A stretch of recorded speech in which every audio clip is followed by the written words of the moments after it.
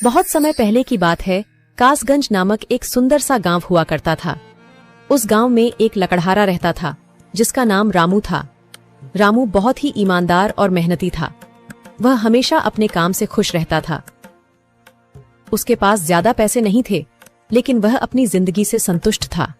रामू के परिवार में उसकी पत्नी और उसके 2 बच्चे थे। रामू सेठ लालचंद के यहाँ लकड़ी काटने का काम करता था और लकड़ी काटने के बदले में सेठ लालचंद रामू को पैसे देता था, जिससे रामू और उसके परिवार का जीवन व्यापन होता था। सुमन, मैं काम पर जा रहा हूँ। आज बहुत देर हो गया है, तो तुम बच्चों को स्कूल छोड़ आना। जी, स्कूल तो मैं छोड़ आऊंगी, लेकिन मोनू और चिंकी पिछले 2 दिन से कह रहे हैं कि उनके स्कूल की टीचर स्कूल की फीस मंगा रही है। हाँ, तो जाकर दे आओ ना स्कूल की फीस। अजी कहाँ से दूं? आप जो पगार लाते हैं उसमें मुश्किल से तो घर चल पाता है। अब उतनी सी तनख्वाह में मैं बच्चों की फीस का इंतजाम कैसे करूं? अजी मैं एक बात आपको साफ साफ कह देती हूँ, आप सेठ लालचंद जी से पगार बढ़ाने की बात कहिए। दिन पर दिन खर्च बढ़ता जा रहा है। बाजार में अगर सब्जी लेने निकलो तो सब्जियों के दाम आसमान छू रहे हैं, और बच्चों की पढ़ाई का खर्चा, घर का खर्चा अब इतनी कम तनख्वाह में कैसे गुजारा होगा? ठीक है, मैं आज ही सेठ जी से थोड़ा पगार बढ़ाने की बात करता हूँ। इतना कहकर रामू काम पर चला जाता है।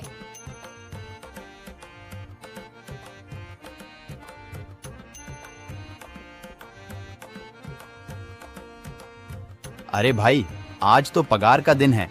देखो, अब यह सेठ लालचंद कोई ना कोई लोचा जरूर करेगा। हमेशा कोई ना कोई बहाना बनाकर पगार कम कर देता है। और अगली बार तो मेरी आधी पगार काट ली थी, यह कहकर कि जो मैंने लालचंद जी से 200 रुपए उधार लिए थे, उसका ब्याज बढ़कर 1000 रुपए हो गया है। इसलिए मैं तुम्हारी पगार में से 1000 रुपए काट रहा हूँ। हाँ हरिया भाई, तुम एकदम ठीक कह रहे हो। ये सेठ लालचंद ना एक नंबर का चालाक और लालची इंसान है।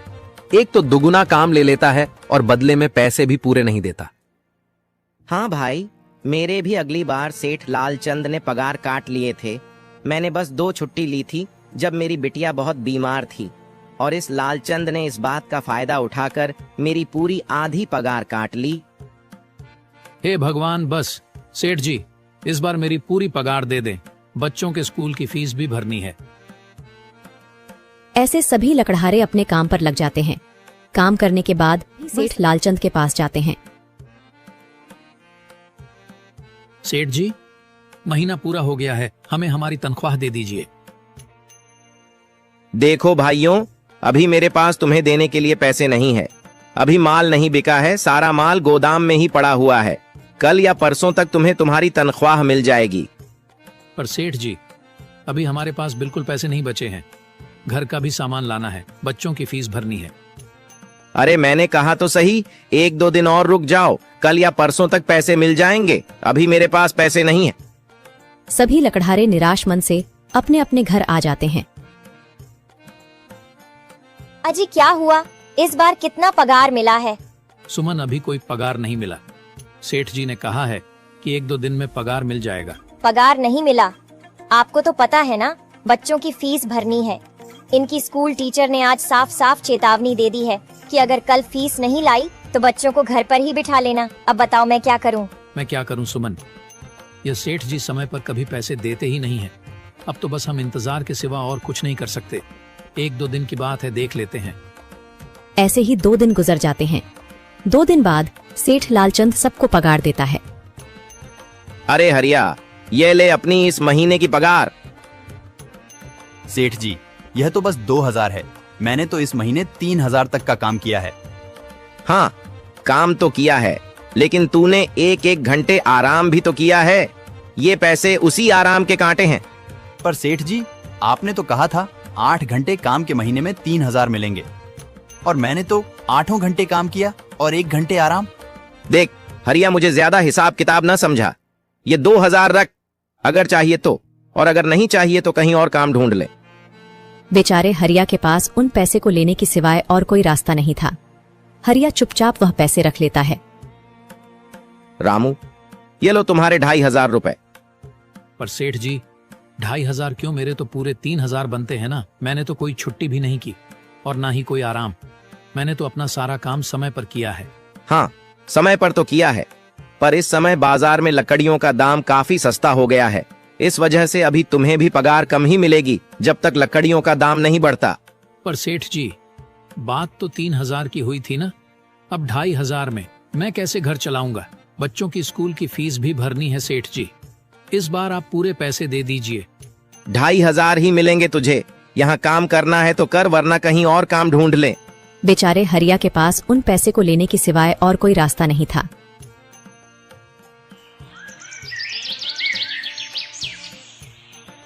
अरे भाई, यह सेठ लालचंद एक नंबर का बेईमान इंसान है। सारे पैसे अपने जेब में भर लेता है और बहाने बनाता है कि लकड़ियों के दाम सस्ते हो गए हैं। देख लेना, हम गरीबों की किसी न किसी दिन इसे जरूर हाय लगेगी। नहीं हरिया, ऐसे नहीं कहते।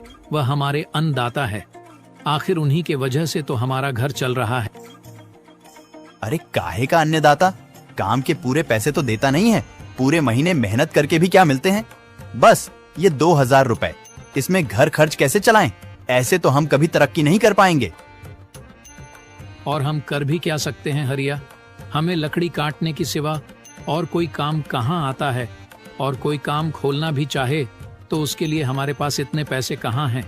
अब जो भी हो, हमारा तो बस ये सेठ लालचंद ही सहारा है ना। कुछ देर बातें करने के बाद अपने घर की ओर निकल पड़ते हैं। जी आ गए आप।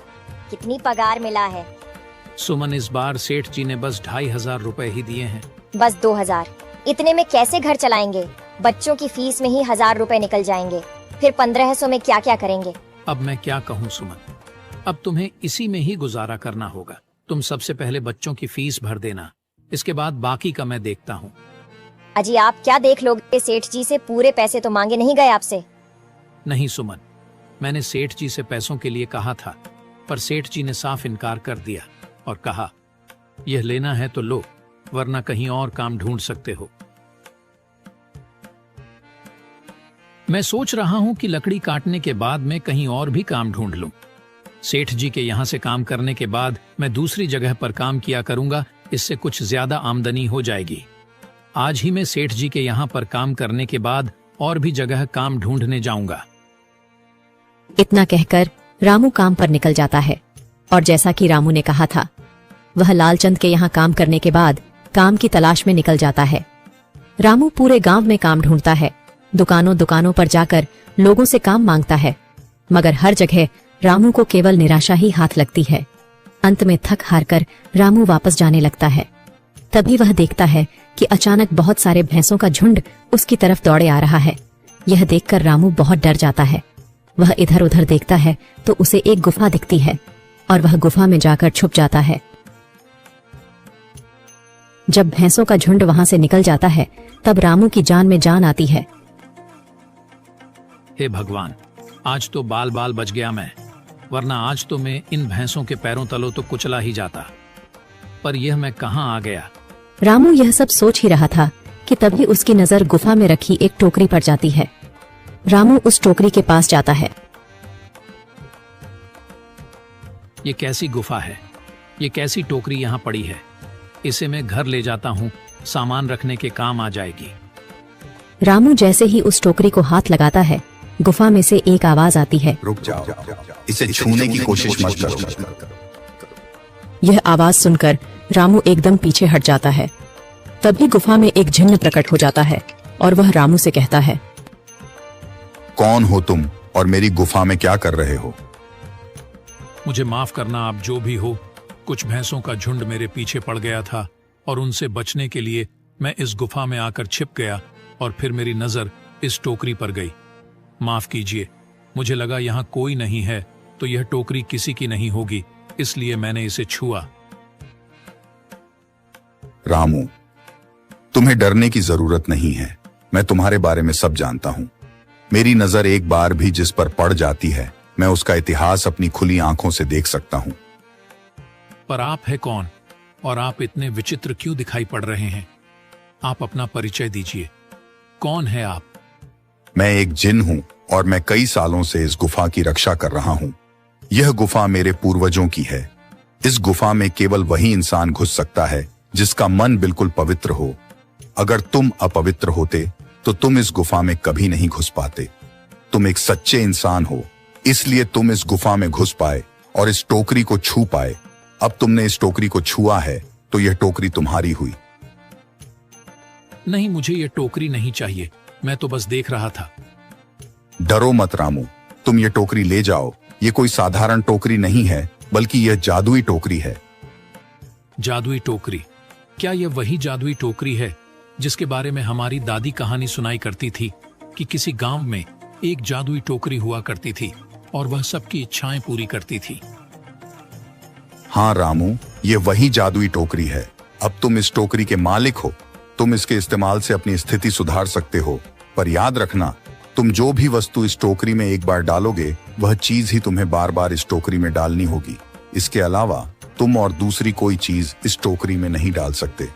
अगर तुमने ऐसा किया तो इसका परिणाम तुम्हें ही भुगतना होगा। मेरी इस बात को हमेशा ध्यान में रखना और सोच समझकर बिना लालच किए इस टोकरी में वह ही सामान रखना जिसकी तुम्हें जरूरत हो। रामू टोकरी को लेकर घर आ जाता है। सुमन, ये देखो, ये मैं क्या लेकर आया हूँ। क्या लाए हो आप? बस ये एक टोकरी। सबसे पहले यह बताइए, आप तो काम की तलाश में गए थे ना, तो कोई दूसरा काम मिला कि नहीं? नहीं। अरे सुमन, मेरी पूरी बात तो सुनो। ये कोई ऐसी वैसी टोकरी नहीं है, बल्कि यह एक जादुई टोकरी है। रामू सुमन को वह सारी घटना के बारे में बताता है जो उसके साथ हुई। अच्छा, तो आपका कहने का मतलब है कि इस टोकरी में हमें कोई ऐसी चीज डालनी होगी जिसकी हमें सबसे ज्यादा जरूरत हो। हाँ सुमन, हमें सोच समझकर ही इसमें कोई चीज डालनी होगी। रामू थोड़ी देर सोचता है, फिर उसका ध्यान उन लकड़ियों पर जाता है जो एक बार उसने सुमन को रखने को दी थी। सुमन, तुम्हें याद है, एक बार मैं जंगलों में लकड़ियां काटने गया था तो मुझे एक चंदन की लकड़ी मिली थी और वह मैंने तुम्हें लाकर दे दी थी। हाँ, दी तो थी। तो तुम उस लकड़ी को ले आओ। हम उस चंदन की लकड़ी को ही इसमें डालेंगे और उस लकड़ी से अपना एक व्यापार शुरू करेंगे। सुमन चंदन की लकड़ी को ले आती है और उसे टोकरी में डाल देती है। वह जैसे ही चंदन की लकड़ी उस टोकरी में डालते हैं, उसमें कई सारी लकड़ियां आ जाती हैं। अरे वह, यह तो चमत्कार ही हो गया। ये देखिए, कितनी सारी चंदन की लकड़ियां हो गई। अगर आप इसको बेचेंगे तो इससे काफी अच्छे पैसे मिलेंगे। हाँ राधा, मैं कल सुबह बाजार जाकर इनको बेच आऊंगा और जो पैसे मिलेंगे उससे हम अपने मोनू और चिंकी के स्कूल की फीस भर देंगे और बाकी बचे पैसों को संभाल कर रख लेंगे। अगले दिन रामू लालचंद सेठ के यहाँ काम पर न जाकर चंदन की लकड़ियों को बेचने के लिए बाजार की ओर निकल पड़ता है। वहाँ पर रामू चंदन की लकड़ियों को बहुत ही कम दामों में बेचा, जिसकी वजह से आम लोगों के साथ साथ बड़े व्यापारियों ने भी रामू से चंदन की लकड़ियां खरीदी। लकड़ियों को बेचकर रामू को काफी अच्छे पैसे मिले। पैसों को लेकर चंदन घर आ जाता है। ये देखो सुमन, उन लकड़ियों को बेचकर मुझे कितने सारे पैसे मिले हैं। ये लो कुछ पैसे, इससे तुम कल मोनू और चिंकी के स्कूल के फीस भर देना। अच्छा, तो मैं काम पर जाता हूँ। अजी, आपके पास तो अब यह जादुई टोकरी है, तो अब आपको उस सेठ लालचंद के यहाँ काम करने की क्या जरूरत है? हाँ सुमन, मैं सेठ लालचंद जी के यहाँ काम पर नहीं जा रहा, बल्कि मैं तो वहाँ पर जो काम कर रहे बाकी के लकड़हारे हैं उन्हें ये खुशी की खबर देने जा रहा हूँ, क्योंकि सेठ लालचंद जी से मेरे साथ साथ वह लकड़हारे भी बहुत परेशान थे। इसलिए अगर मेरा भला हो रहा है तो क्यों ना मैं उन सभी का भला करूं। वह सभी बहुत ईमानदार लकड़हारे हैं, वह सभी बहुत मेहनत से काम करते हैं, मगर लालचंद ने कभी भी उनको उनकी मेहनत के सही पैसे नहीं दिए। इसलिए मैंने सोचा है क्यों ना मैं उनको अपने इस काम में शामिल कर लूं। हाँ जी, बात तो आपकी बिल्कुल सही है। अगर आप सभी लोग एक साथ मिलकर काम करेंगे तो हम सब बहुत जल्द ही तरक्की हासिल कर लेंगे।